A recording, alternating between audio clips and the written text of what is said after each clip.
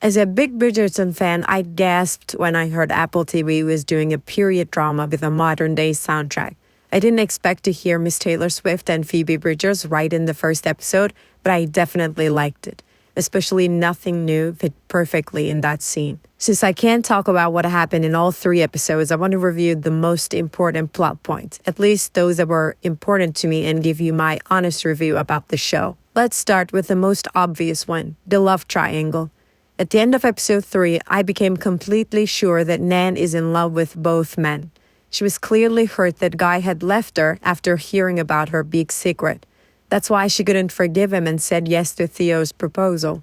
But when she heard he was back the next day, I saw the regret in her expression. Even though she chose Theo in the end, I feel like this won't be the end of her journey with Guy. This storyline is a bit tricky because one part of me wants to hate Guy because obviously he wanted to pursue Nan only for money, but it's also apparent that he fell in love with her later on. And as for the big secret, why do I feel like Ginny was lying about it? I think it's my theory, Nan is not really someone else's daughter. Ginny made it all up to get rid of her. She also made sure Nan wouldn't tell their mother about it. Tell me in the comments if you agree or not. On the one hand, I feel sorry for Ginny because her whole life she has been told her beauty is the only thing that matters. She was made to believe her sister and her friends were inferior to her when it came to beauty and charm. But on the other hand, the way she has been behaving towards Lizzie and Nan has been unforgivable. Especially that scene with Lizzie where she said Lizzie had nothing to offer to James was infuriating to watch. I feel like her punishment is marrying James, although no one deserves to be with a guy like that.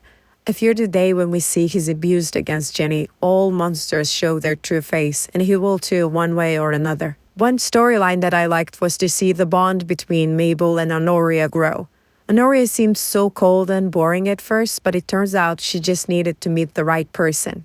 There's no way their relationship goes anywhere in the 19th century England, so I feel like this will be very heartbreaking to watch. I would also like to talk about Conchita. Her storyline is the most interesting to me. She learned that no matter what she does, no matter what role she plays, she will never be accepted by her in-laws because of the color of her skin. I know Richard's parents pretended to be oblivious, but that's the only reason. They will never like her. I hate Richard because he never stands up for his wife. Yes, it's obvious he cares for her, but he needs to show it to his parents, who are always openly rude to his wife. The thing that bothers me is how self-centered Conchita can be at times. She's supposed to be Nan's best friend, but she didn't even notice Nan's sadness and problems. I understand Conchita is in a lonely place right now, but she needs to care more about her friend. Overall, I know that the series literally has no attention to details of the period. Maybe the only thing that makes sense is English aristocrats dying to marry their children off to the new money Americans. It mostly feels like a romantic comedy. And I do get some proto-feminist dialogue here and there, but it's never really fully realized.